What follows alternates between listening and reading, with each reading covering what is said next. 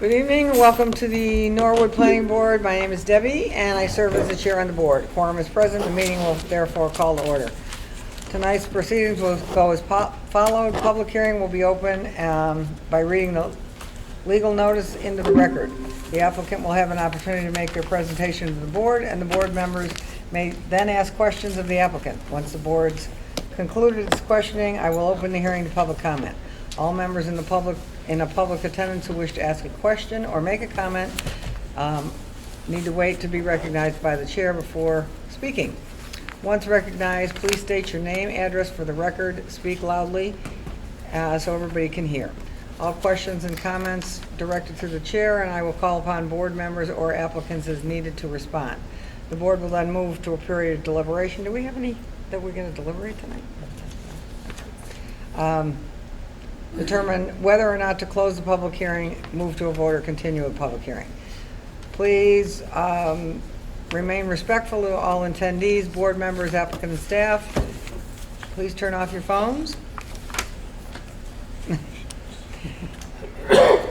Okay, and that's it. First agenda is call to order, okay? 109 Central Street, Norwood Theater, site plan review. Madam Chairman, Oh, yes, sir. I'm just going to have to recuse myself on this one. Okay. Because you're a guy down by stage right, I think. At the Yeah. Sometimes left. Okay. So who's going to give us the... Good evening, I'm Matt Holden, mechanical engineer, and we were involved with the project from the start because the existing heating and air conditioning system for the building was very problematic. After review of the system, we were asked to design a new system, and that led us eventually to this meeting tonight. The existing system is a geothermal system, relies on open wells around the building. The wells have become very acidic and been very problematic for the building to maintain a reliable operating system. And over the years, it's been very expensive for the owner, not a reliable system, and every night of opening performance, it's a little hearts go pitter patter. Are we going to have heating and air conditioning? So Susan Lewis, to her credit, is interested in replacing the existing system. Challenge with the property and the structure is that there's no place to around the building to set HVAC equipment. So we proposed building a structure over the building, set new equipment over the roof of the existing building, which led to a fairly extensive structural design that has been submitted. A little over a year ago, we sent schematic drawings to the town for review and process. And we're told to submit the final stamp drawings at that time for the permitting process. This spring, we submitted the final drawings, stamp drawings, and again, that brought us here to tonight. Those drawings, we had questions to the engineers. All those questions have been responded to in writing, and I guess tonight we're here to address any questions that you as the board may have, and also to assure you that, hey, the drawings have been stamped drawings for the geotechnical, the foundation, the structure, the mechanical, electrical, and plumbing drawings have all been provided, and all of those professionals will be involved throughout the construction to ensure that the intent of the professional design is followed through. And that's just a brief history, and I guess open for questions. Okay. Anybody on the board have any questions? Ernie? Just, you had mentioned you responded to the comments, so I saw building inspector had comments about The building inspector had comments about the foundations. Yes, And both the geotechnical and the structural engineer responded to those. and he's satisfied?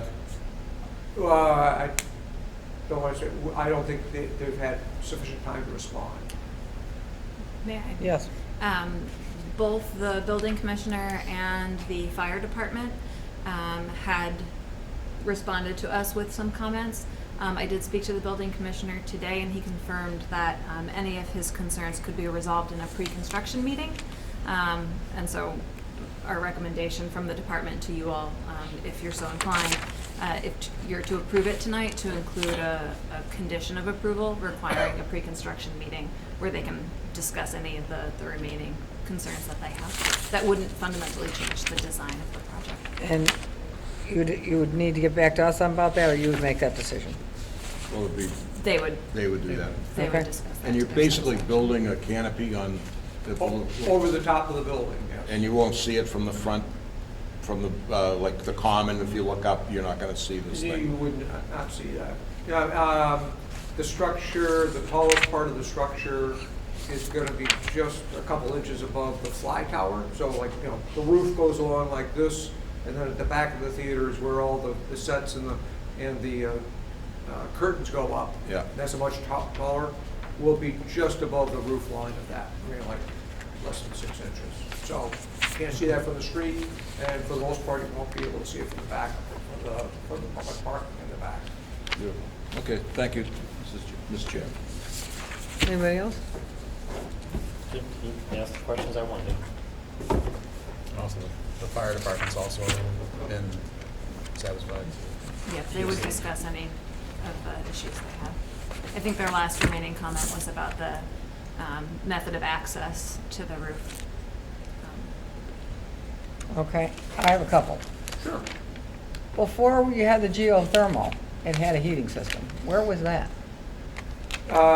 There was a heating-only system, like way back. And there was a chimney associated with that and a boiler associated with that. So it was a heat-only. We came in after the renovation, and even the renovation drawings don't really show the original heating and ventilation plan for the building. But when it was renovated, they had air conditioning through the geothermal system. Right, but before that, there was a heating system Heating only, which was either oil or, well, probably was originally oil, inside the building. inside the building. Okay, so, because there's no extra space around that building anywhere to put anything. Correct. I mean, there's literally just the setback around the building. Okay. And what happens, just out of curiosity, does a geothermal just go away? Do you take it out? Just sits there? What? There is a process through the state of Massachusetts for decommissioning the well. And so we'll be following that as part of the program. And it basically, not too unsimilar from, a Yeah, from private an oil well? for water, but there's a shaft that goes way down in the ground with a pump at the bottom of it. And that'll be, all that equipment will be removed and it'll be filled with grout. Wow. Yeah, Wow. yeah. This was the new thing, right? Yeah, I don't know how, I mean, hey, as a mechanical engineer, I could go on for a long time about geothermal systems and heating and air conditioning systems, but yes. Yeah. Okay, and to Ernie's point, we're not, And just to be clear, just so everyone has a good idea, there's two types of geothermal systems. There's open well, which is what we have, and that's low cost, low space, big bang for the buck out of the well, but over time, the wells tend to go bad. And we've been involved with, basically decommissioning a bunch of those systems, because over time, the groundwater changes, it gets more acidic, it goes away in a drought, now you don't have any reliable system. Was the original geothermal system.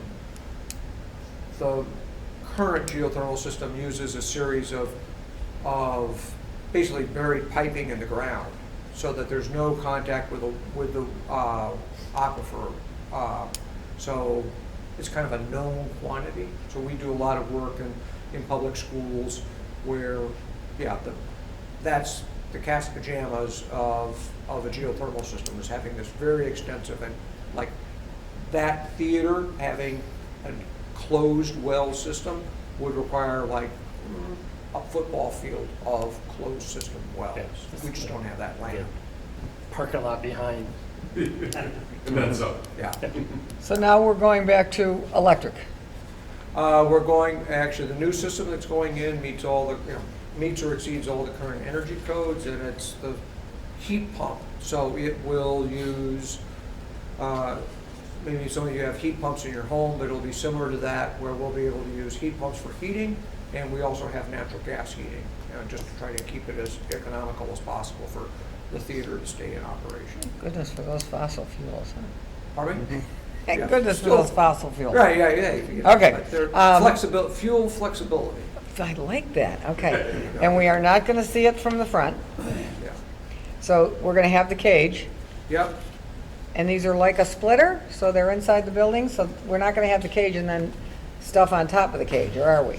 Yeah, so if you look at the drawings, you'll Yep. see that there's kind of a steel superstructure that surrounds the building. Yep. We did that so that it's, from a seismic standpoint, so we designed it as a separate structure, so the two structures are independent of each other, and there's flexible connections wherever the two meet. So there's a steel exoskeleton, and on top of that is the new equipment. So that's gonna stick up higher than this, Just No? Yes. above the fly tower. 6 inches above the fly tower. So if you look at this profile of the building, you have the front of the building with, like the the marquee? nice, the nice Yep. frontage. Then goes down to a roof line, then it steps way up for all the curtains and the staging Yep. at the back. So where that big step is, we'll be just above that with our tallest piece of equipment, Okay. at the back of the theater. We all love the Norwood Theater. We love the Norwood Theater. We think it's so pretty. The town hall with those yellow wires around the stuff on top town hall drives a lot of us a little crazy. We're gonna have yellow stanchions around the thing, or no? They're gonna sit down in this exoskeleton. Yeah, so we intend to paint, so that's big galvanized steel structure that goes around the building. We're gonna have that some sort of brick color that we're allowed to work through, during final permit. But yeah, that will blend into the building, and then typically the HVAC equipment is kind of this can thing that sits up on top. Okay. All right, I think that's it for me. Anything else, Sarah? You're gonna have a design meeting for where these big pillars are being driven into the earth, right? A pre-construction. meeting. Pre-construction meeting? Okay. All right, I think that's it. You looking for a motion? I am. I'll make a motion to approve with the condition of the pre-construction meeting, final details will be worked out. Does that work? Is Second. that agreeable to the applicant? Yep, we're gonna put in there that a pre-construction meeting be conducted with the building commissioner. Any recommended changes from the fire department to improve roof access. We have our ladder truck back now, so that's good. Shall be incorporated into the plans. Those are the two things that we're recommending you put in the motion. Seconded by Brian. Any further comments, questions? Nope, I'm good. All in favor? Aye. Aye. Aye. Aye, aye, aye, aye. Thank you for your time. Thank Thank you. Thank you. We like movies at the theater. We're actually dyeing the galvanized steel to match this Susan gets picked up. Well, I'd like to. I trust that she'll do that for that beautiful sign. Some pipe there is gonna match. Nobody's. Ernie programmed the. I know. I want to do this. I I have know. to do this, so it'll look as good as we can get. Trust you to do And I'd that. Put just too like much to time and thank energy into Mr. it. Sheehan, I'd like to thank Mr. Sheehan for sneaking me in the side door all We the love time. it. But don't, We love the Norwood Theater. Thank you. I appreciate Very pretty. We're trying to make it easy to run for everybody. I can't believe, what did you get out of the geothermal? 10 years? Well, What was that? How much time did you get out of geothermal heat? 10 years? I probably got 6 months out of it. Yeah. My electric bills are ridiculous. Yeah, yeah. Does it- Yeah, and I've been fixing it for 10 years. We tried. It's just, yeah. No, like warranty, money back guarantee, nothing? No. Nothing? Not even a year warranty. No, Unbelievable. Sorry. no. That's okay. Live and learn, right? I've been the mechanical there for the last 2.5, 3 years, and I'm paying for a lot of the vacations. a lot of repairs and a lot unnecessary, so that's what we figured. I'm shocked. When I saw the package, I thought, she did all that geothermal. That was the end all be all. The well pumps have a stainless steel pipe from them, and they look like Swiss cheese when we pull them up out of the ground to do a repair on the pump. So the water is just eating through the stainless steel pipe. How far down is the water? What are we, about 135 feet? Really? Yeah. And it's not anybody's fault, it's just the water that is currently there. Oh, I just want to add something. I was very active in the downtown steering committee at the time the CEAS came about, getting the theater and doing it over.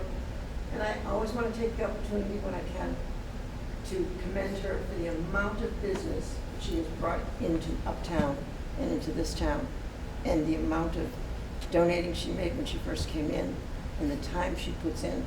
And she's not paying me for this. It cost me more than, and she's as dedicated now as she was then. So I just like to get the opportunity when I can to thank give her a you. pat on the back. Yep, she does a great job. Gene, it sounds like you're getting the band back together and you're looking for a place to play. What's the Uh-oh, name of the band? What's the name of the band? What was the name? of the band. The Roundup. What was the name of your band? I was in one in high school. No, the one we all know. Flashback? No, No, that was the first one. no, the last one. We had the guy with the organ and all that. The Roundabouts or something. Ernie remembers way too much. Okay, thank you. Thank you. Good luck. Thank you. Okay. All right. 1315 Washington Street, Coakley Middle School Site Plan Modification. Are you our presenter? Thank you, ma'am. So my name's Anissa Ellis. I'm with Vertex. We're the owner's project manager for the project. And so just kind of a really brief history. So the original submission to the planning board was in January 2023 as part of our permitting. And we were granted site plan approval that following February 8th. The construction started June of 2023, and the building construction is going to be complete within the month. And we plan on occupying the building by the end of June. Obviously, there's more site work to be done, landscaping. The old building has to come down, and then we're building a new field. So all of that work will happen until the end of December, and then probably final plantings next spring. Just to kind of give you an idea of where we are in our construction process. So we're here because over the course of the last 2 years of construction, we've made various modifications to different things around the site. So we have compiled all of that. I believe you guys all have a copy of it at this point. Just a list of all the different ASIs and proposal requests to make those changes that have all gone through the process of being approved by the building committee, and then, you know, change orders to the contractor as needed for some of the work. So I don't know if you wanted me to run through the list of each of them and kind of give you a little background on it, or if you just wanted to ask questions. I know there's a lot there. There's a lot here. Yeah, so, and a lot of, I mean, I think some of it doesn't necessarily affect the site plan, but I just kind of threw in everything that was changed outside of the building. Okay, That could you that give you us might, a- just kind of like an overall, in An case you overall might would be be great. interested, yeah. Yeah. So do you Was want me to there- run through? The stuff that Less? really will affect the site plan, does anybody have any? Yeah, I mean, there's a lot here. There's a Yes. lot here. Yes. But the stuff that we're concerned with, if you could run through that, Sure. give us that dog and pony show, that would be appreciated. So I'm not sure which ones you're I'm just gonna run through my list, because I'm not sure which ones you guys are Okay. interested in. You can stop me at any point and ask questions. Okay, So thank the you. first one was ASI 2, and it was adding additional fencing and posts to the new turf field. So basically at the end zones, I added additional netting for any balls that, football might kick them, just to stop them from going too far, because there are parking lots on either side. The next one on my list is ASI number 13, which was relocation of the sports storage structures. And that came about a request from the youth soccer director. So basically, each sport has their own storage container, kind of built in, nicer than, Connex storage container. And they're all located in one area, and he requested that we kind of spread them out, so that, because the fields are in different locations, so soccer wanted a couple over here to access the soccer fields, and then we added a couple, I think 2 more at the turf field for different sports, so. we And just what did you kinda- call it, ASI? That's just the method that we use, architect supplemental information. So it's how that Thank gets you. distributed to the, how that gets distributed to the contractor, so that they know to relocate these that we're making that change. Okay. And again, that went through the building committee. So Rick came to our building committee meetings, requested that we spread these out, because it would be better for the sports teams. So then the architect went back, looked at, the architect in front, this is Gary Dubois with LKB Engineering. Sorry, I should have introduced him before. Civil engineer. Okay. And so with the civil engineer, probably Traverse, who's the landscape engineer, along with AI3, who's the architect, then goes back and looks at the plans and proposes new locations for these storage. Who do they propose that to? The building committee, or they propose it, I guess, to a Vertex as the owner's project manager. We review it with our ownership team at our weekly meetings, and then it goes to the building committee for final approval. So it's you, then the building committee, and then we're done? And then if the building committee approves it, then it goes to the contractor, and they make the change on their end, and they put them where they have been approved to be Okay, relocated to. do we have that, like in writing, do we follow that path? Do we do yes? Do we follow some kind of, we said, okay, we're gonna move these buildings here Yeah. to start with, and then the building committee says, okay, Yes, they sign off, then it goes to the contractor? Yes? Yes. Kind of? So Yes. all of the changes that are before you have received all of the owner permissions. correct. The owner? Needed. Okay. And what's needed is to update, the plan. That's Okay. the plan of record All right. associated Yeah. with your approval. And the owner is the middle school building committee, which is made up of, selectmen, the building inspector, Committee of people, 21. various town officials. Okay. Yeah. All right, Yeah. so it's you, them, then we're done? Yes. Okay, Yes. great, Good. yep. Okay. Next one I have on my list was relocation of the technology vaults, which is in-ground vaults for the technology conduits and wiring runs through. So we just moved one from one location to another. I believe that was at the request of Nord Community Media, wanted it in a different location. It's where they do their plugins in the ground, I believe. And it has some drainage associated with it. So to move it, it also had to then tie back into the full site drainage system, which it does. So it's plural, vaults and poles, how many? I'm sorry, just a vault. One? We I have believe one it's vault, just- one I pole? believe it's just one? Oh, two. Okay, Yeah. all righty. Let's see, the next one is changes to the gates and the bollard spacing around the transformers. This was coordinated with Nord Fire Department and Nord Power and Light. The next one I have is we added loading docks to both ends of the building, one for the custodial area and one for the kitchen receiving area. So they're depressed loading docks so that a truck can back up, easier for them to unload food or equipment. Those weren't there originally? They In the they original weren't plans? depressed loading docks. It was just a loading area. So now the dock is depressed. It's got a trench drain, and it's just easier. So the truck can just back directly out and you just roll everything right off, as opposed to having to do a lift gate. Okay, Preferable for the facility staff. The next one I have is actually void. It was for changes at the landscape at the bus parking area, but we ended up not having to remove as many trees as we originally anticipated, because we moved all of the electrical work underground, so then we didn't have to take down as many trees. So we're actually not changing anything over there because we didn't take any trees down, so we don't have to put any trees back type of thing. So Okay. you can kind of cross that one off the I list. love that. Yes. Okay. Let's see, the next one, we redid some of the drainage and sidewalks over by the Little League field on that side of the site, and that was part of an effort to save the existing trees that were over there, the mature trees. We coordinated that with the Little League and the town. The next one I have is we changed the sidewalks from asphalt back to concrete in various locations. That was something that during design and estimating Lord. got value engineered out, and we had the money, so we put it back in because that's preferable, looks nicer. The next one I have is, let's see, oh, it's part of that loading dock change, drainage and utility rerouting to connect the trench drain at the loading dock. So that was something, Again, quick question, it's Yes. plural, is there multiple docks? yes, They're in the same spot? no. Opposite sides, Yeah. okay. Okay, The next one, we changed the orientation and the location of the concession stand. In the original plan, it was kind of in the middle of the parking lot. And again, in coordination with youth sports, they said that's not an ideal spot. It's better to have it on the edge of the parking lot, next to the grass area, just because it's probably going to be accessed by children, and it didn't make sense to have them crossing the parking lot. running So, across the parking lot, yeah. It just kind of moved over, and then the parking lot moved over. That is not on my list. Number 8. PR 15, number 8. I got additional EV space reconfiguration. Oh, I'm on a different list, okay. Thank you, where'd you find that one? Okay, sorry. Thank you.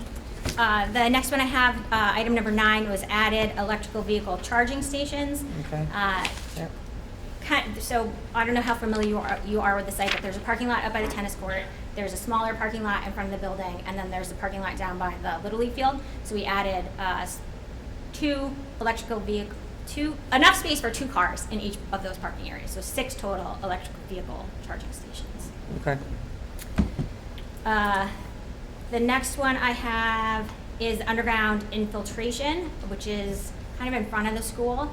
And that, it's basically the same size, but it got split in 2. When the site contractor was out there in the beginning of the project, the groundwater level was higher than originally anticipated. So they couldn't go as deep, so they just had to split it up and put it in two not as deep locations as opposed to having one. You might explain this better than I am, but it's a same capacity, it just had to be kind of relocated due to groundwater. That's the key thing. Yeah. Yep. Okay. Let's see. Next one I have is item 11. So it's PR 44. Relocated. Oh, this one ties in with the next one. So again, for aesthetic reasons, we relocated through the south parking lot, which is the one by the Little League field, had overhead utility poles, and in discussions with the owner and everybody, we decided it would be preferable to put all that underground, so you don't have the overhead poles. It looks a lot nicer, it's cleaner, easier for everybody, easier for maintenance. So as part of that change, the next item you'll see is also the conduits for the future PV for the roof. All of that had to be relocated underground as well. The future what? PV, roof, solar, thank you. PV? Solar? Yes. Okay. Photovoltaic. They don't work like the ones on the high school? Oh, no, those don't work, sorry. Let's see, the next one I have is changes to the lines on the turf field. Again, that was in coordination with youth sports. So there are lines for football, there are lines for full-size soccer field, and there are lines for, I think it's 99 youth soccer field. So that's all the painted-on lines, sewn-in lines on the new turf field. Okay. Sorry, one more on this page. I have PR 52, which is added infrastructure for future EV charging stations. So basically to the parking lot by the tennis court and the parking lot by the Little League, we added underground conduits so that if in the future the school decides they want more electric vehicle charging stations, the conduits and infrastructure is there, so you're not ripping up your brand new parking lots. You have to do a little bit of work, but you're not going to be like ripping up all the things. Are the conduits for the underground electric they're under the parking lot, not the Yes. sidewalks? It probably goes under a sidewalk at some point. I can't remember the exact routing. Yeah, I don't know the exact But routing, it's but- mostly parking lot, yeah. Pretty typical that it may cross a little bit of Yeah. sidewalk at some point. Yeah. I'm sure it has to, because to get to the building, there's sidewalks in front of the building, so you must cross it at some point. Okay. And just as a note, it allows for 14 electric vehicle parking spaces in each lot. So it would be an additional 28, or up to 28, I should say. You don't have to do all 28. The next item I have is we added a guardrail at the parking lot by the tennis courts. There's a big retaining wall there now, so just as a safety measure, we added a guardrail so nobody could just drive off. And, safety measure, like I said. The next item, we changed the junipers to alternate species of planting at the request of facilities. Junipers are difficult to maintain. They just requested not to have them, so we replaced them with, I don't know the exact species. Blue cypress, white pine, dogwood, and cotton aster. So kind of throughout the site. Do we have we don't have a plan? We did receive the planting schedule, Yes. but after It was a Pat's little went later, out, so yeah. We'll need some more time to review Yeah, that yep. and get back to you Okay. on some Yep. species selection. And then the next one I have is added bollards to all the fire hydrant locations. And again, that was at the request of Norwood Fire Department. Okay. So that's everything I have on my list. There are 3 newer ones that have come out that I think were included in the original package. We have an added drainage structure in that green space between the school and the new turf field. That, again, so that is a proposal request, so it will go to the contractor for pricing. Once we receive pricing, we'll then bring it to the building committee and they will vote on if they want to proceed or not.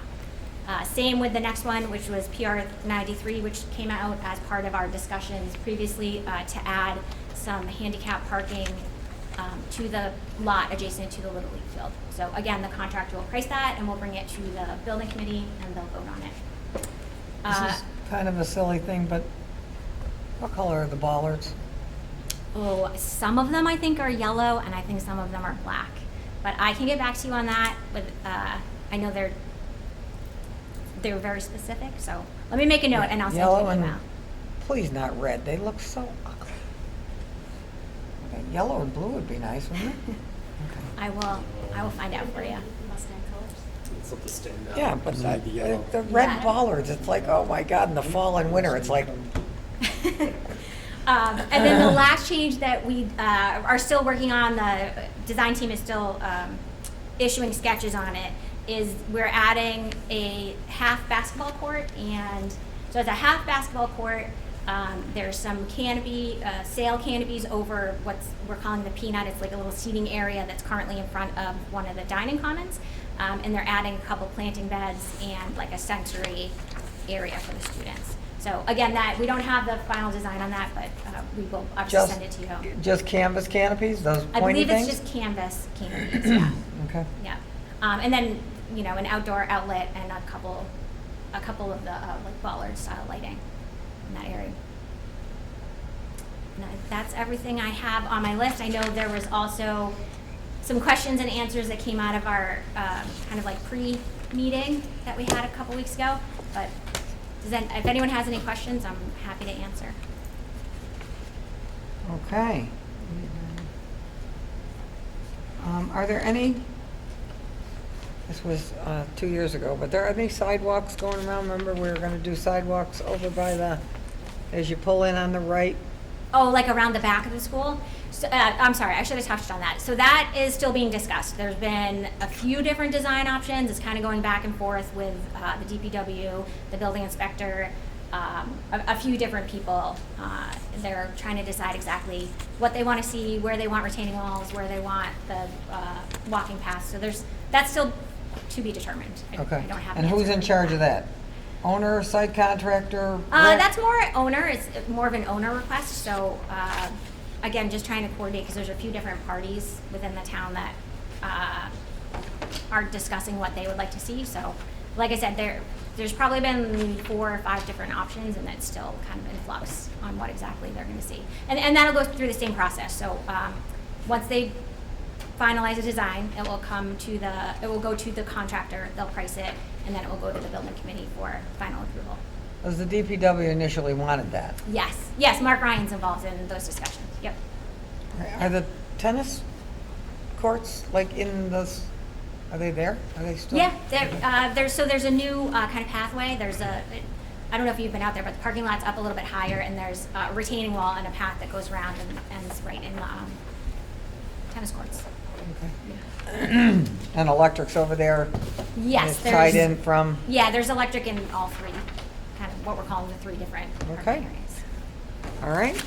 There's a lot of Yes. info here. Anybody? Questions? Anybody? Just one? Yes. Just, I think you touched on it. Yep. There was, one of the last middle school construction meetings, there was some talk about the walking path Yes. to make it continuous and not cross parking lots and not come in front of the building. Yep. So somebody could walk and keep their eye on their kids the whole time. Yes. That's part of that discussion? So it's Okay. the Good. walking path. I'm and- glad that's not yeah. off the table yet. Thank Yep. you. Yeah, like I said, that's still kind of being discussed, and we've gone through a few iterations, and Okay. I don't know as much about it. My colleague Luke has been handling that, That's but I fine, know as it's long been as going it's, around. it's, not- I didn't see it on the It's list, not gone, so yeah. We just didn't have anything, like a There's final still, there's still hope plan, for that, so- okay. Yeah. There's still hope. Yes. And that would be Yes. concrete also instead of the asphalt? That is part of the discussion. To be determined. Do it once instead of Yes. doing it 3 times. Yes. No, anybody else? No? Nothing? Nothing? Looks all for the better. That's great. Looks great. You're happy? Can we condition just the landscape, is all you waiting for is landscaping plan? If I can, Please, please, I wanted to Madam. ask you Yes. a little bit about your timeframe. Yes. I've just been keeping notes as you've been discussing, some of the things that are still, Yes. in conversation. Are those design elements that you feel that you could be reasonably confident you feel you could provide in a plan to planning board by their next meeting in 2 weeks? No. Because I'd hate for you to get Yes. an amendment here and then decide that retaining wall pathway, is So, something that yeah. the team wants to move forward with, and then you have to come back to planning board again in another month or so. So I just want I to be appreciate strategic that. about timing here and what we think we can reasonably get done before planning board meets Although again. we may have to come back either way. Yes. Does it make it easier for the presentation purposes and for the board to at least kind of throw that line of demarcation, give it the check mark, and at least then next time we don't have this long list? I feel like for everyone up there, It just depends it's how many really, things you it's still really have tough to, outstanding. I mean, if you are 100% confident, that's something your team should be thinking about So, strategically. a couple things. So the basketball court, like play area, we should definitely have sketches, at least for you to look at. And we're hoping to get approval. We're hoping to get approval at the next building committee meeting, which is a week from tonight. We don't have the final sketches on that, but I feel confident that if they approve it, we can at least give you what we have, what they're looking at. I have no problem with that. As far as the retaining wall walking path, I really don't know on a timeline on that, because discussions have been ongoing for probably 2 months now, and I wouldn't feel confident saying that they'll be wrapped up by the next meeting. And I know we'll definitely have to come back for, I know there's gonna be more changes that probably happen over the summer, and as we get into the fall, when they start work on the field, probably not nearly as many, I wouldn't think. But so for the kind of outstanding ones, or the newer ones, like the green drainage and the ADA parking at the south lot, will probably, I would think, would be decided on by the July meeting. Basketball court, like I said, we're hoping to get approval on that next Monday. But as far as the walking path retaining wall, I'm not sure when that decision's gonna happen. Or when, like formal sketches that we can bring Who and is say this tasked with deciding on the walking path and the retaining wall? So- Building? Well, so it's still kind of being discussed on what, so there's a lot of people involved in it, right? The DPW is involved, the building inspector's involved, the building committee chair is involved, and everyone has slightly different opinions on how it should lay out. And I don't think that anyone's come to a final decision on that. It's still kind of being discussed, and I think it's back in the architect's court to come up with a couple more possible designs. Is that you? No, he's the civil engineer. Oh, So okay. I mean, it's probably partially you, but Yeah, not fully. Yeah. So I'm really not sure when. Okay, that will be but we've got finalized. 20 on our list, correct, Sarah?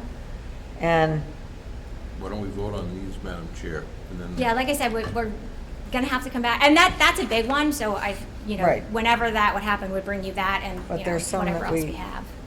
there's, The fire If- department hasn't had a chance to review. right, if we continue it, we can check off the ones as you, Oh, I thought all of this was, They haven't had a chance, because these plans were provided late last week. oh, okay.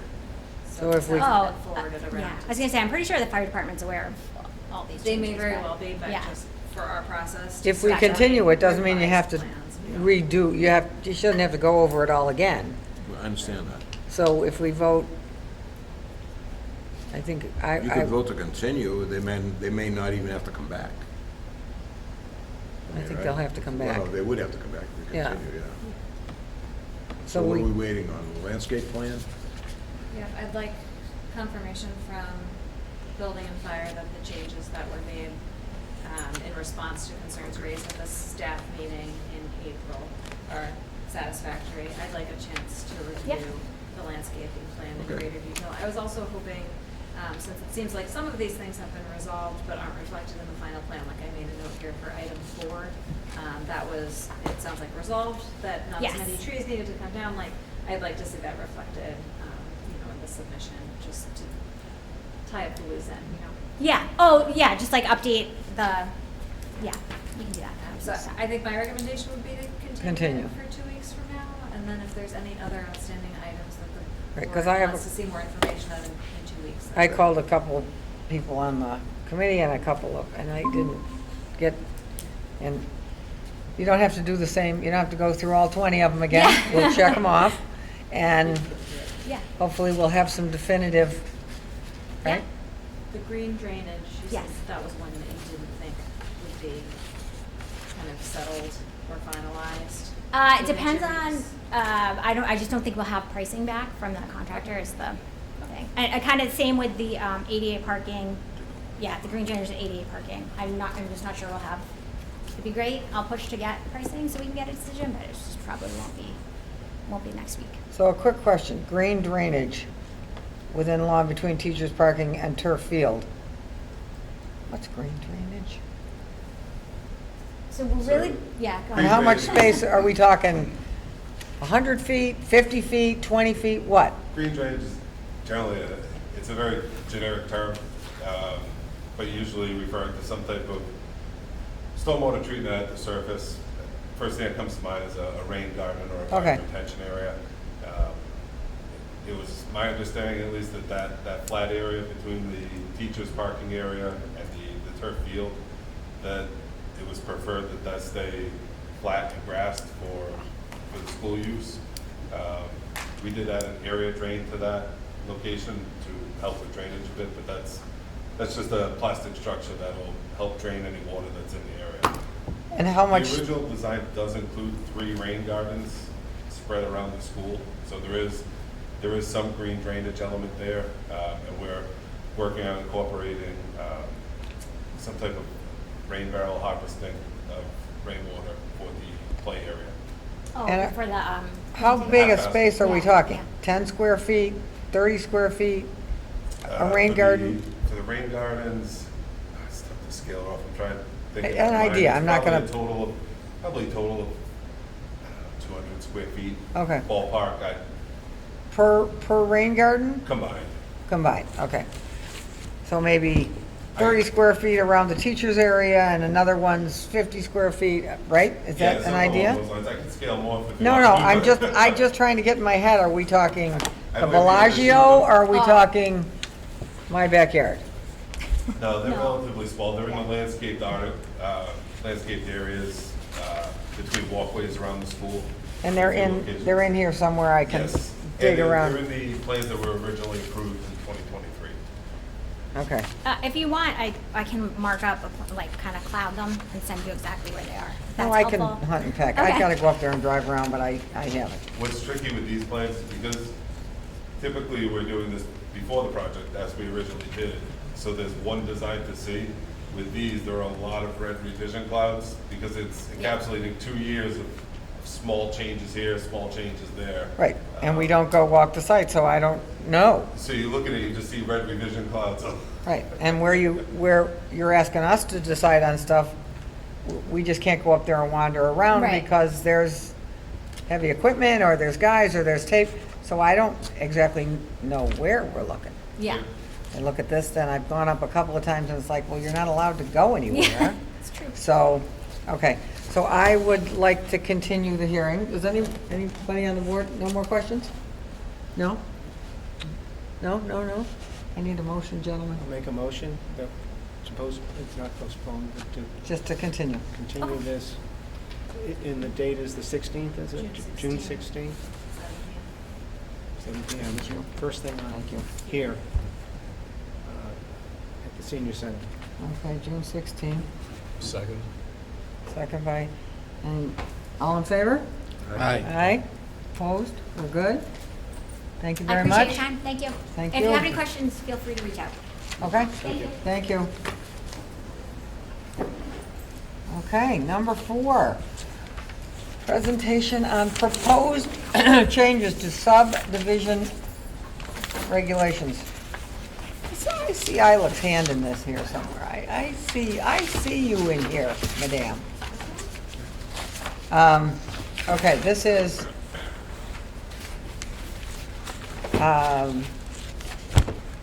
want me to read anything or just have at it? Just discussion? Introduce if you'd like. We have a presentation. Oh, we do? Oh, good, love that. So our department has been working closely with a team at MAPC and also the Beta Group to put together some revisions for our subdivision rules and regs. As you know, this document has not been updated in a very long time. And we've been working on a draft to not only modernize, but also improve the resiliency outcomes. Can I ask what a very long time is? Oh, gosh. The 90s? No, 2012 was the most recent update. Mr. Brabowskis did that. Perhaps. Yes. Yeah, and I don't know that those were super substantial. Yeah. No, he didn't do the subdivision control. No, he did. He did the bylaw, zoning. the zoning. Stuff. But wasn't that part of it too? No, Um, no. So anyway, we have Okay. a draft Subdivision that control is separate than, we've received. We also have our consultant from MAPC, Joanne, is with us online. Okay.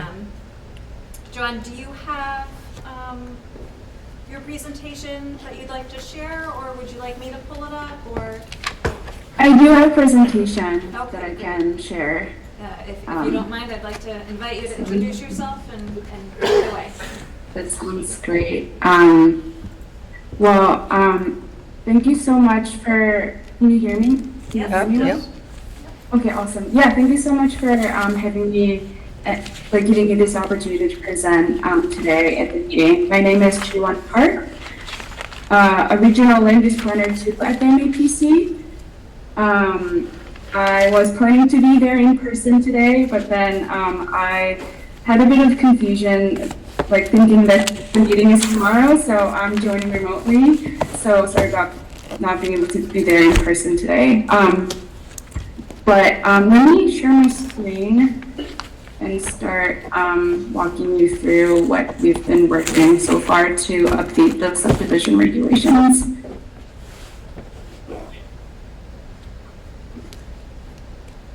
It seems like I'm not allowed to share my screen. Sarah, can you allow me to share my screen if there's some settings? Give that a try now.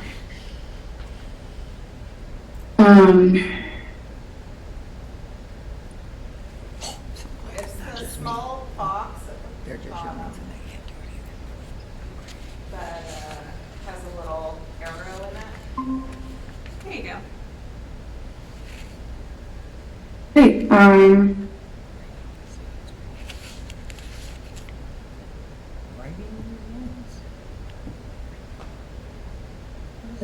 I'm trying to extend my view.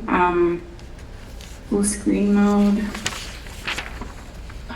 We can see that all right, Joanne. Okay, perfect. Yeah, great. So, so I'm going to present key findings and some of the recommendation from the project that NEPC has been working with Sarah and Alex for about 6 months. So the project team from NEPC includes, it's a very interdisciplinary team. Myself is from Land Use Department, Rodoshi from Environmental Team, and Adi from Transportation. We work together to identify the areas for improving the subdivision regulations from climate resiliency perspective. So topics to cover today include project goals, and I'll walk you through our methods and process, and also what kind of climate resilience priorities we came up with, and from there, what type of suggestions we provided at the final stage. So the project goal, as Sarah and Alex introduced, was to update the Norwood subdivision rules and regulations and site plan review rules and regulations to require more climate resilient development. So, and this is in line with town's goal to promote more climate resiliency in development activity. And we took part in specifically updating those 2 rules and regulations. Hoping that these changes will impact development across the town in a way that can reduce heat island effect, improve air quality and water quality, reducing stormwater flooding, and improve pedestrian and wheelchair access to streets. So in terms of methodologies and process, we started this project in September of 2024. We started looking at different tools and best practices in region, including some model subdivision bylaw, where Mass Audubon had really this fantastic tool that helped us look at different land use regulations from climate resilience perspective. We also look at examples of other communities that updated their use regulations. Also, we looked at different plans in Norwood, including housing production plan, MVP action plan, HNP, and sustainable action plan, to understand what type of climate priorities were echoed from the community. And then from there, we conducted a review of both regulations, and then had preliminary discussion with the planning staff here, meaning Sarah and Alex. And then we presented general areas of improvement and initial ideas. And then once we had initial ideas about our recommendations, we engaged with the town staff, including Public Works and Engineering Department, Fire Department, and Building Department, to share our recommendation and get their input on how that could fit into the existing context and regulatory framework. As a result, we delivered 2 documents as the final deliverables. One is memo that outlines our recommendations. Another one is track change minimum design standards of subdivision rules and regulations as a final deliverable. So today I'm going to walk you through the general high-level recommendations we made, but I might not be able to go into every detail given in the given time.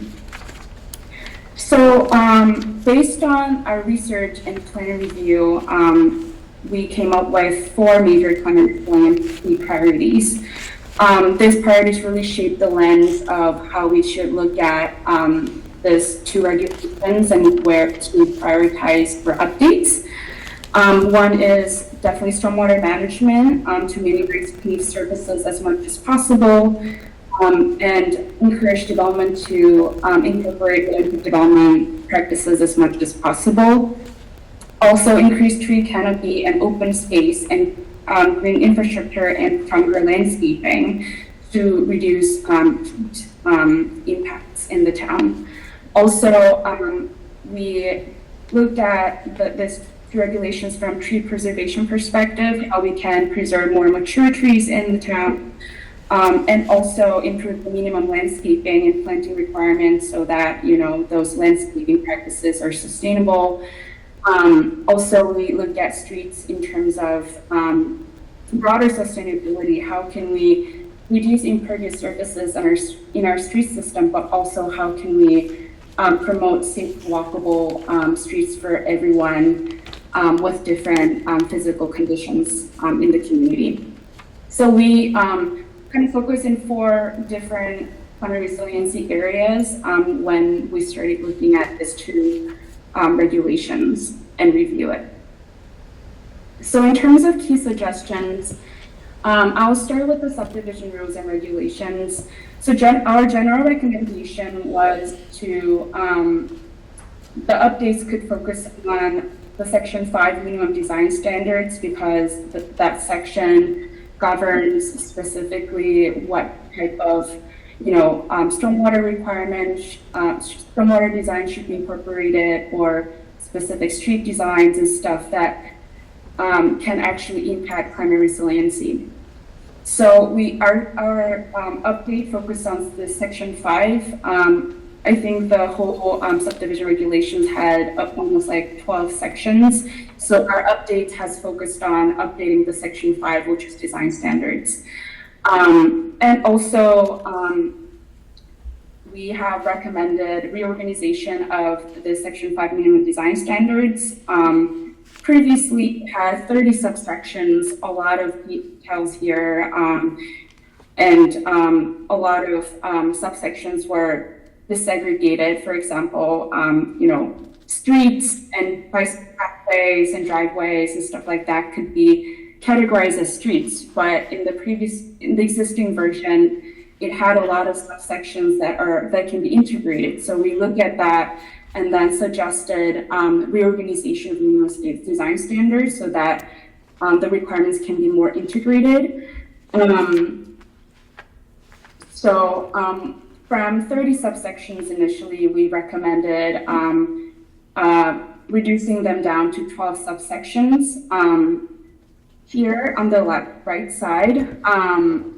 And we suggested updates for this 7 subsections, which is design objective, streets, textural natural features, open spaces, landscaping, and stormwater management and erosion and sediment control.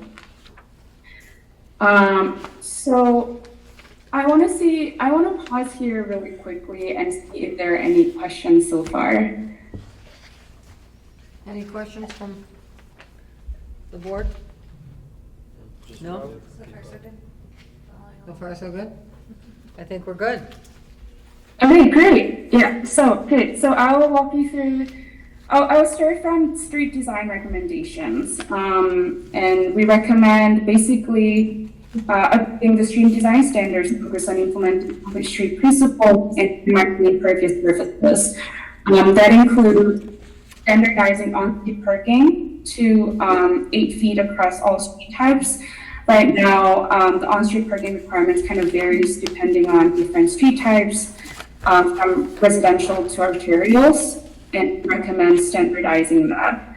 And also, we recommend removing the mandatory requirement of no parking areas currently required for arterial and industrial street. And we also encourage traffic calming strategies that are laid out here. And really the overall goal here is to reduce surface parking and unnecessary parking area in order to reduce the stormwater flooding. And also, encourage traffic calming strategy can lead to more inclusive and safer streets. Also recommend updating sidewalks and planting strips for more vibrant and accessible streets. For instance, mandating ADA accessible 6 feet sidewalks for all street types, and also prohibiting the use of asphalt for sidewalks. And we also recommend standardizing the planting strips of the minimum width of 4.5 feet across different street types as well. And kind of in line with making the street system safer, we recommend reducing the roadway and right-of-way width to improve safety and traffic calming, encourage traffic calming. So right now, the lane width required for different street types vary from 12 feet to 11 feet. And we recommend reducing those to 10 to 11 feet overall. Similarly, adjusting design speed could help implement Vision Zero principles and state safety policies. And we recommended different design speed for different type of streets, but overall goal here is to make them consistent with state legislation. I think it was Chapter 90, allowing municipalities to adopt the default speed limit of 25 mph to improve road safety. Lastly, just discouraging dead-end streets that tends to undermine connectivity in the street system, and prioritize connectivity through walking and bike path as much as possible. And to do that, we recommend reducing the driveway openings from 28 feet to 24 feet. And this recommendation specifically is based off of our research around best practices in the region.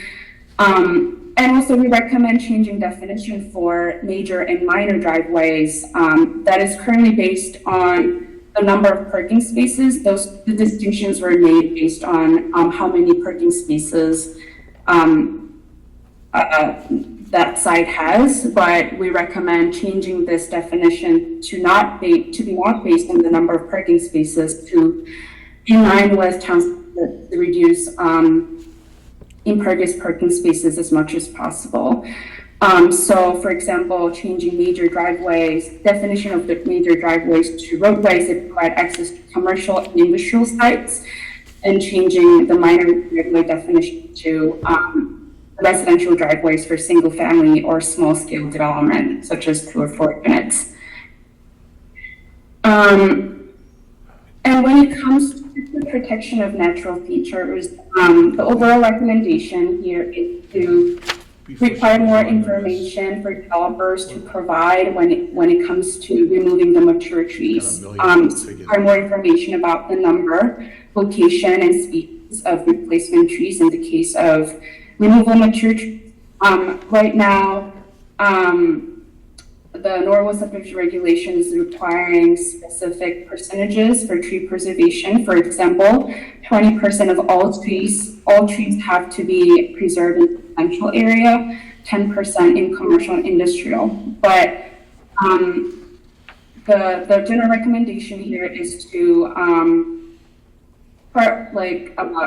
provide guidance and principles instead of setting such certain numbers, because every site is very different. So providing guidance and principles such as prioritizing preservation by identifying and retaining existing mature trees, but also if they're removing the mature trees, providing guidance around what kind of mitigation options should be provided. Just replacement ratio or in lieu fee option or hybrid.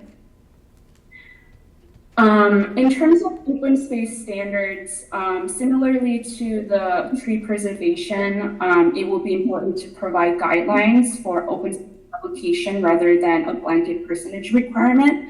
For example, saying that at least 75% of the open space have to be contiguous, with no individual segment less than 200 square feet, to make sure that can have value as open space and green infrastructure. Lastly, under budget and regulation, we also improved stormwater management requirement, basically making sure that the subdivision regulations are properly cross-referencing Norwood stormwater bylaw and regulations. Also enhancing the infiltration requirement. Right now, the infiltration requirement is 1 inch. we suggest increasing that to 2 inch on the sites where soils, slopes, and other natural features make this feasible. And to address the case where it is impossible to implement infiltration on site, developers can also provide off-site mitigation options.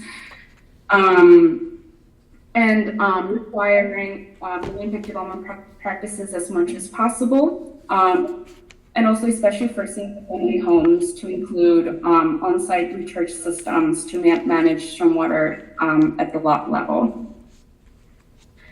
So I think that is the end of subdivision regulation piece. I don't have much for site plan review regulations as compared to the subdivision regulations, but I'll pause here to see if there are any comments or questions about the subdivision regulations recommendations. Yeah, I got a million of them. You went through an awful lot of numbers on the street designs, and you were kind of flying through it here. And, on-street parking widths run between 8 and 10. You think it should be 8 feet. Boston is 7. Well, I don't want to be compared to Boston, if you've ever driven in Boston. I'm looking at it, and I'm sure it's taken into consideration, but there seems to be, when you start reducing the parking lane to 7 or 8 feet, 9 would be better. I look at safety. You're talking about reducing road widths, using that as a traffic calming strategy. I think parked cars is a bad traffic calming strategy. I think, safety, I'm all for letting the board reduce non-major roads, residential streets as a waiver. I wouldn't want to see it as right. Now, the right-of-way, you're asking to reduce the right-of-way, and right now our sidewalk requirement is 5 feet with usually it's 8 feet with a 3-foot planting strip. I'm all for going to a 4 and a 4. But I'd have to really go through this because you kind of flew through it. And we want to reduce the streets, we want to increase the right-of-way, we want to reduce the parking. I agree with you on reducing driveway openings for the most part, but there's a lot in there. I'd really have to, this other one,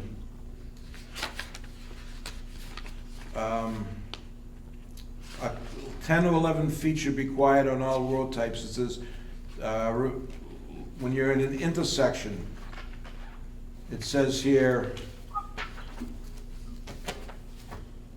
that there's 10 feet of no parking, and I'm assuming that when you're in an intersection, the first 10 feet on all sides is no parking. Is that what I'm reading? When you're in an intersection, you have to have sight lines. And it's, if I'm reading this correctly, you're saying you want to remove that. Am I reading that right? Where are you looking at? So, there's a lot here on the numbers. I'm sure the town engineer will have a lot to say on this stuff, but what am I, on the roadway and right-of-way width reductions, where did I see it on 10 feet on each, on intersections?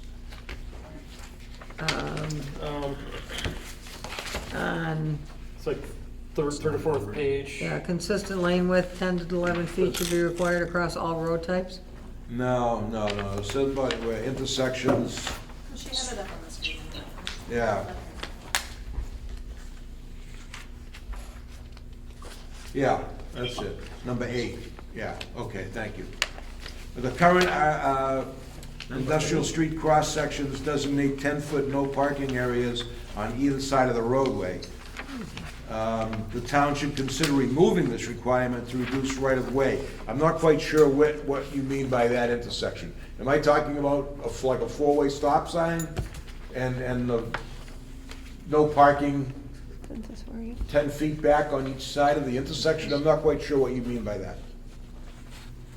You're on number, yeah. that's in number 8, no parking zones, is what I'm looking Yeah, at. so the idea around no parking zones were, so we realized that no parking zones are currently required for arterial and industrial streets.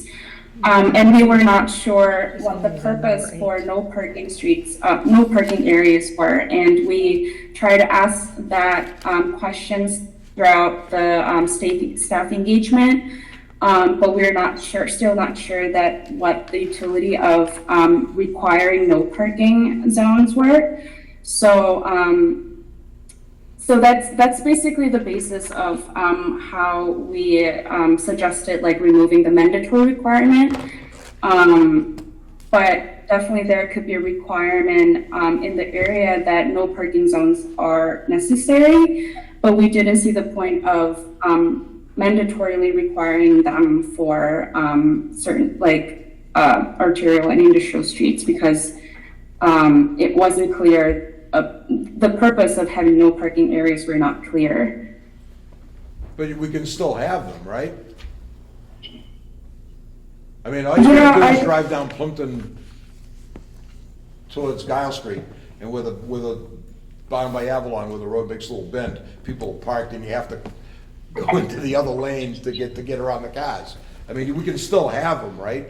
You're not recommending, I guess I would just need some real clarification on what is meant and. If I could jump in, where it specifies in the bylaw, no parking zones, it doesn't say at intersections. It So just says on the arterial. we were thinking that that's in addition to the lane that you have, like your driving aisle and your parking and then your no parking. But this is inside a subdivision, Correct. so, right? So it doesn't, to us, that didn't make a lot of sense, but having a no parking area at an intersection, I think makes a lot of sense, and I think that's a really useful clarification for us to include. That's not how the bylaw, or how the regs are currently written. Okay, all right, I guess this is. You're making an assumption that it's intended to improve the visibility at intersections, but it's not written that way Okay. presently. All right, Right, so that would be a pin, if we wanted to create that clarification, I think that it would be helpful. But 'Cause right I mean, there's a now- lot of numbers Right here. now, it confusing. just says there's a no parking zone on the arterial and the, because right now, in our subdivision rules, our right-of-way is what, 44 feet? it varies depending on the type of street. Not a major, what do they call the arterials, right? The ones that go into a. Collectors Collectors, and locals. The reality is, not a collector, a local. the reality is too, right? But we always condense that down for the most part, but Right. but And we're unlikely, I mean. we're not gonna it's have. important to see any include big this, subdivision. but- Yeah.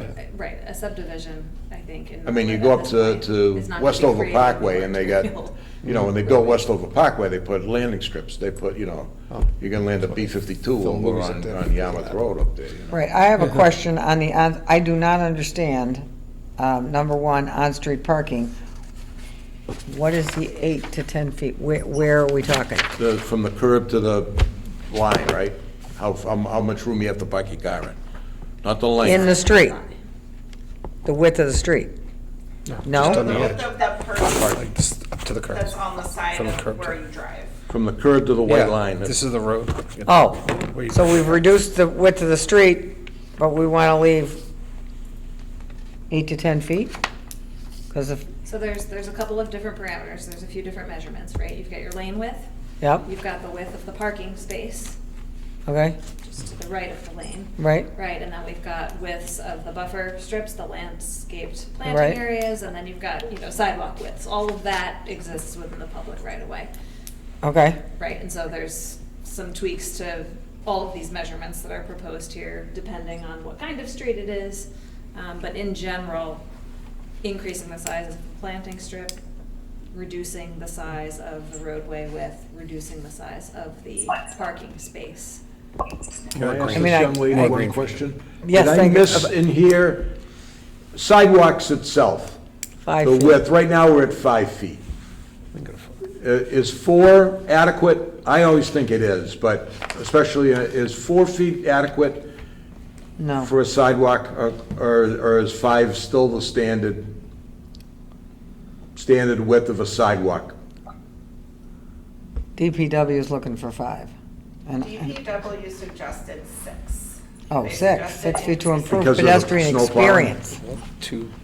I think No, to improve the, Mark's Pedestrian stated to improve experience. the pedestrian experience. Because 3 The feet is experience. what's the minimum required Think of for wheelchairs and strollers. accessibility for a wheelchair. Yeah. And 6 Two- allows two for feet I over think, traffic. I think more is required than 3, so my understanding is 3 feet is required for interior pathways. Right. And more is required for sidewalks. Right, I'm saying 6 is a doubling of Oh, the sure. minimum required for That's a interior lot. pathways. That's a lot. We go 5 and, I don't know, What's recommended here is 5. 5. But 4 would not be adequate. I mean, here's the thing, right? You can always continue to grant waivers, and many of these amendments, especially I'm thinking the ones relating to roadway width, are waivers that this board has consistently granted to every subdivision application that's come in recent years. Mostly because subdivisions aren't designed to these standards, which, you know, Plus, we don't have the required a big- lot. We don't have big giant So, subdivisions. With part all of the this- intersections and all of that Part of stuff. this is intended, you know, again, it's modernization, climate resiliency is our primary goal with this, but you've already been granting waivers in some of this direction already for years, right? And really, our regulations should be requiring the type of development that it is that you want to see. So I think some of that is already captured here. You could continue to grant waivers for projects where it makes sense, right?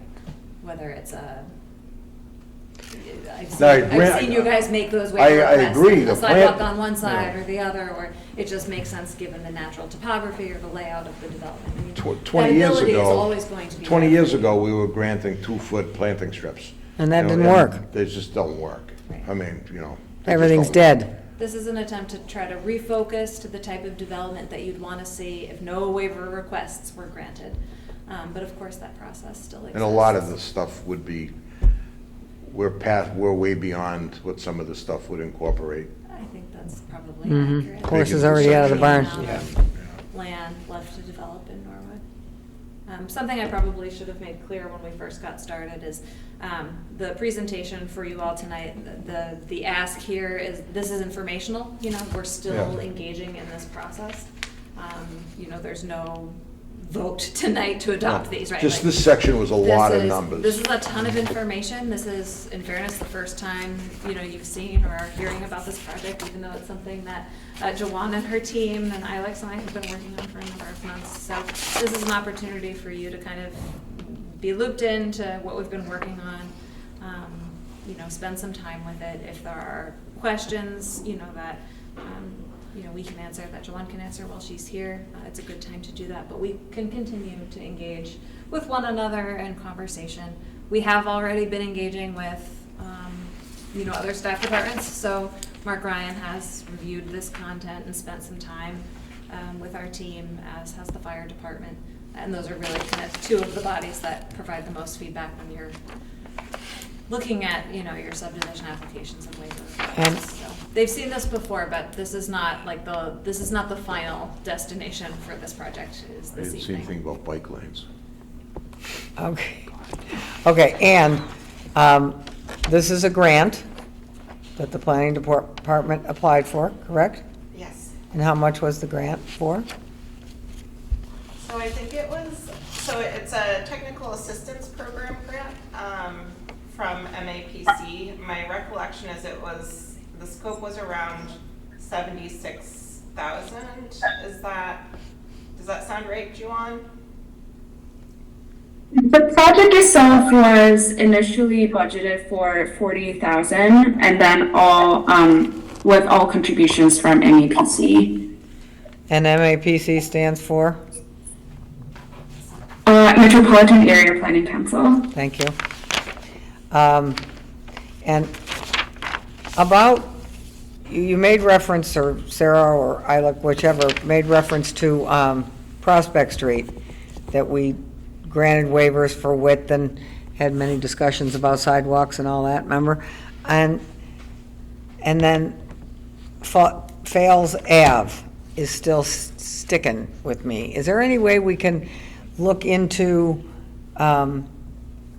adequate access or whatever that process was? So if we've got a small 1 or 2 units, we get a better product, to make it a little less muddy. So I think that, Would that be in with this? not necessarily, I think that's a section that we can draft internally, since it's not specifically related to the climate resiliency goals that MAPC has been assisting us with. You may remember that when Fales Ave came before us last year seeking an adequate access determination, we didn't actually, like, our regs don't have a process for that, so we kind of hacked it the best we could to be able to, find a way Right, but to if you're do that. talking climate resilience, we took down, But I think it's a 100 really trees. good thing to include, is creating some sort of a process for adequate access review that isn't a full-blown subdivision application and time. so that's different from this guy. We But it absolutely can and wouldn't- should, before we vote on a final, we should incorporate that into the draft. Okay. I want to add as well that we have another grant, a municipal vulnerability preparedness grant, which is where all the trees came from. Oh, Yeah. got mine. And You got yours? I got a Oh, pear you tree. got a pear. Yeah, it's in the ground. I got nothing. okay. It's in the ground. Good to know. Yeah. So, as part of that grant, we are also working with Beta Group. They helped the town create stormwater regulations that the engineering department will administer.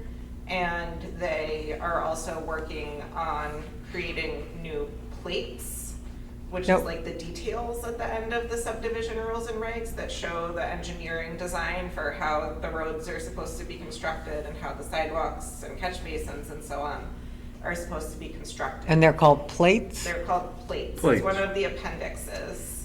It And looks like those plans. haven't been updated since the 1980s. Oh my God, did we have electricity back then?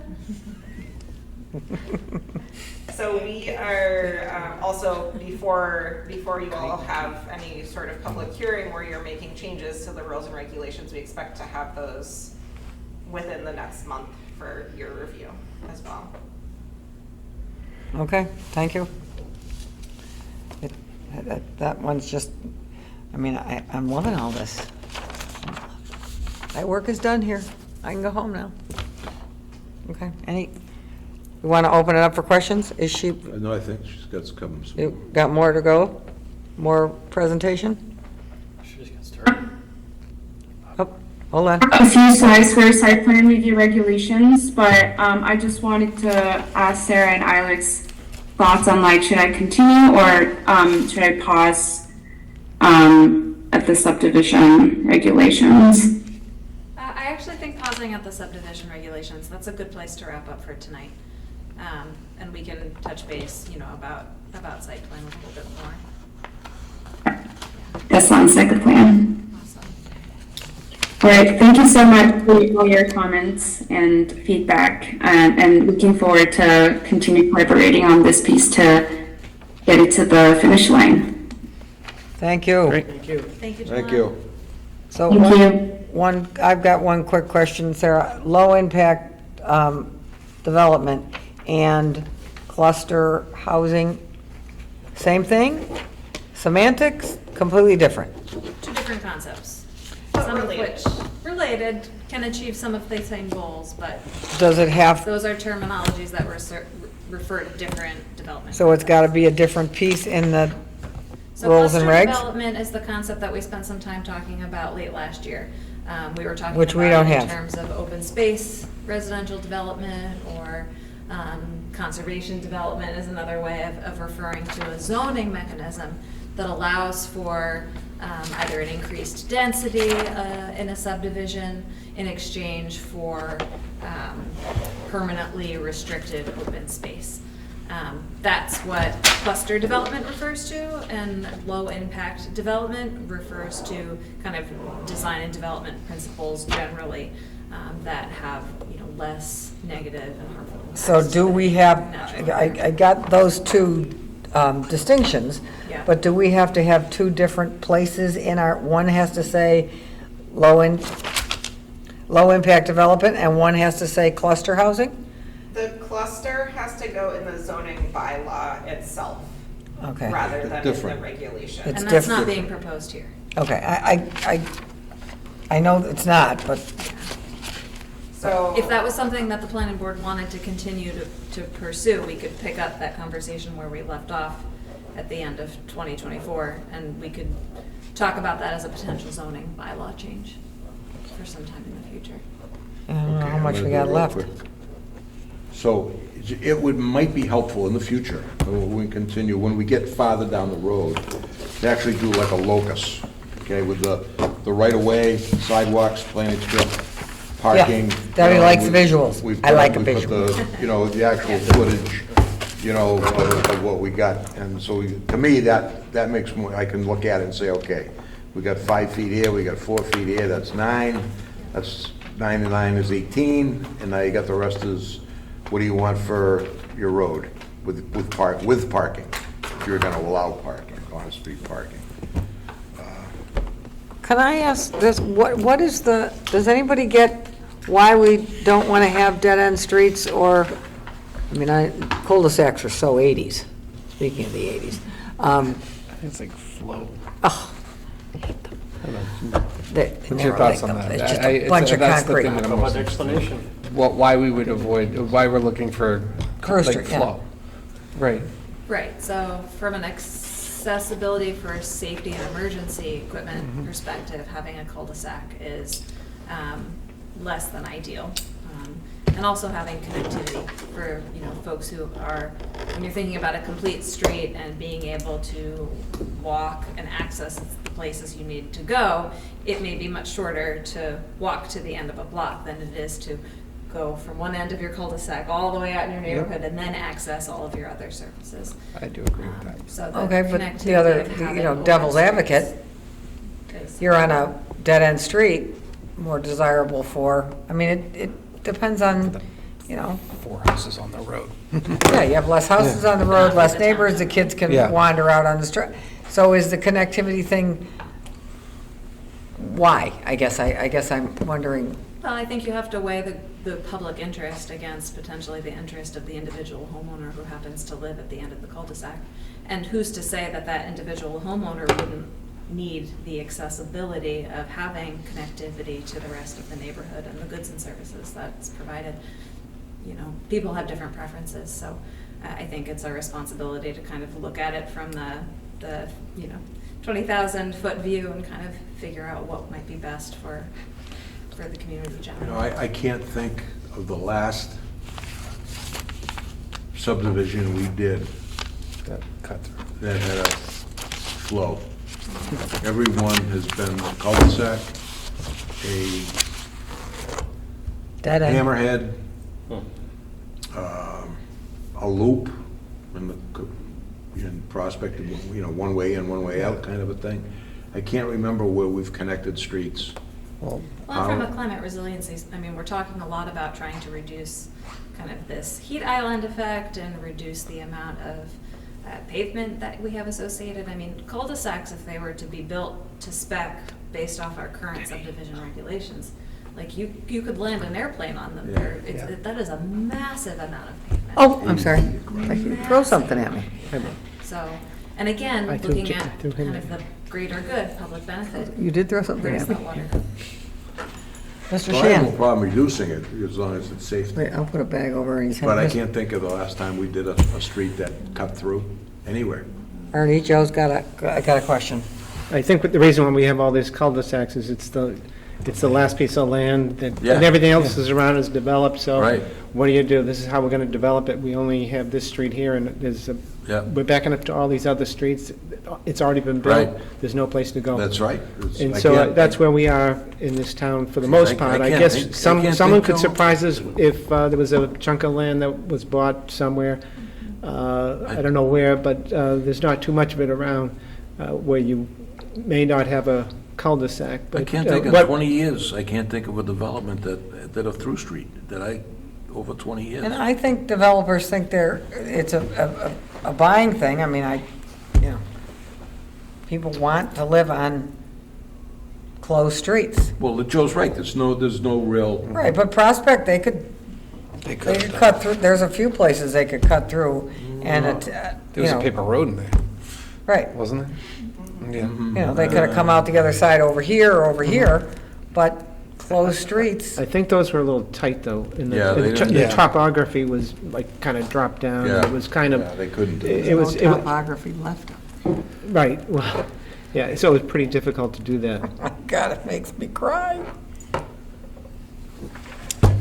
Okay, any other? Roberto? No, I got a little nervous when we were talking about road width reductions, because I'm picturing this town-wide, and I'm picturing congestion, I'm picturing But it's just something. Cambridge, I'm picturing trying to turn on an intersection where there's parking all the way up to the stop sign, that's where I got nervous, but I think I'm looking at this as if it were to be spread throughout the town. Yeah, I actually think that's a really important point, and I had jotted it down to make sure we mentioned before we wrapped up our conversation, mostly for the benefit of anybody who's watching this or maybe reading about it in the paper next week, that the subdivision rules and regs apply to new development, right? So, like we talked a little bit earlier about reducing, like speed limit standards, right? That's part of the conversation here. That's not a retroactive change to existing streets, right? These are changes for any new neighborhoods. that are Anybody been constructed. down Vernon Street in the last street? So I think that is really important to make sure we're pretty clear about that this Yeah. is just going for forward, new developments yeah. going forward. Yeah, and we sure. always. I got a reduce. parking spot taken away last year. When you go down Day Street, when you hit Broadway, and you look to your left, I was always looking at a car, and you had to pull way out, Oh, you that's know it's way dangerous. out. That So I was- had, they actually took away a parking spot, so you had a better sight line. So when people coming from like McDonald's Oh, okay. towards Sandstones, you That- can actually see them coming at you. now. Really? I actually agree with Yeah. that. That's a dangerous left. Yeah. Sight Ernie's lines are got some, important. Ernie's got some No, pull in next his step town. is to shrubs Yeah. that Yeah, come up to the yeah, corner. Yeah. Put a speed bump on I do every like the street. suggestion about sightlines, so maybe we can look into that a little bit. Is there something also in here about burying the electric lines? But our subdivision rules and regulations say that they have to bury the electric lines, correct? Other than on Maxwell Ave, but it's in our regular book. I think that the light department said that their preference is not to have Is them not to do buried. that. But don't our subdivision rules say that they're supposed to be buried? Wasn't that what we ran into on Maxwell Ave? Yes, Any we new did subdivision, they're supposed to bury the lines, lines? with the except, yeah. I do think that subdivision regulations address the electrical lines and like how they should be managed, but we didn't make specific suggestions about that because we focus on like climate resiliency edits. But if you see the relevance of like from infrastructure standpoint, like if you see the relevance, I'm happy to take a look at it. I would love you to take a look at it, because I see the relevance, because I know it's more expensive. The lines run through the trees. The trees then take down the lines. Then we take down the trees. Down the trees. And then we had to take it down because the line's there. The trees, we can't put a tree there because the line's there. The snow takes down the trees, the winds take down the trees, or take down the lines. It just, to me, is common sense that we bury the lines. We got Vios under there. Most people would rather have their Vios than their electric line. Yeah, I think that's definitely a conversation we should have with the light department. Talk a little bit No, more. I would rather have Norwood Community Media Exactly. lines than Vios. How dare you? But they're running on those lines, right? Norwood Community Media is running on those little fiber optics, right? Right? I don't know. Thank you. I support Norwood Community Media. in some Okay, way. so Who you put the support, damn Silas, lines that's okay. underground so we don't have to keep taking them. We'll make a note Norwood of that, Community thank you. Media does not own any infrastructure for getting their content into our houses. That's correct. That's There you Norwood go. Light that, and FiOS, and whoever. Okay, So Norwood Broadband. So we'll talk to Norwood the broadband. Broadband. Noted, thank you. all right.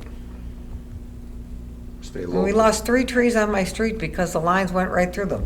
The tree kept trying to do this, and the line's going through it. It's So what happened to the it's last Beach insane Street to on me. Beach Street? Why don't we bury these damn lines? And somehow on Nickel Street, from in front of Shattuck down to the school, the lines are buried. Somebody go by and take a peek at that. There's no, There's nothing. there's nothing. They're on, Yeah. Okay. I said there's nothing to take a peek at, they're all underground. So you- Okay, And how- can we let? Yes. Joanne go Yes, home? yeah, we'll go home. yes. All right. Joanne, thank you so much, you've been so helpful, we really appreciate your taking the time to walk us through this. Okay, thank you. Lot to Yeah, digest there. thank you so much. Lot of information. And we're gonna scribble it up and then come back at it again? Yep. And when, you'll let us know when we're gonna come back at it again. Absolutely. Thank you, ma'am. Thank you. Thank you. Minutes, everybody have a chance to look at 127 and 224? Yes? Yes. Yes. Yeah, we're good? I need a motion. Motion approved. I need a second. Second. All in favor? Aye. Aye. Okay. Anything else, Sarah? Because you're like, what's his name, Mr. Conley at town meeting. The minute, you're done. Make a Motion to adjourn. Make a motion to adjourn. Second. All in favor? Aye. Aye. Night.